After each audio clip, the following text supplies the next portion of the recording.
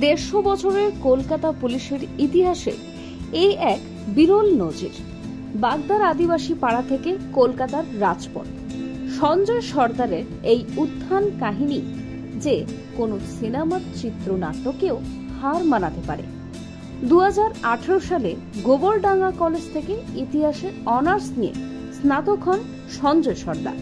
তারপর শুরু হয় চাকরির পরীক্ষার প্রস্তুতি। অভাবের জন্য সব বই কিনতে পারতেন না, যেতেন বাগদার প্রগতি পাঠ্যাগারে। সেভাবে পড়ে পরীক্ষায় পাশ করেন। প্রথমে রাজ্য পুলিশে কনস্টেবল পদে চাকরি পান। 4 মাস ট্রেনিং এর পর কলকাতা পুলিশের সার্জেন্টের চাকরি হয়।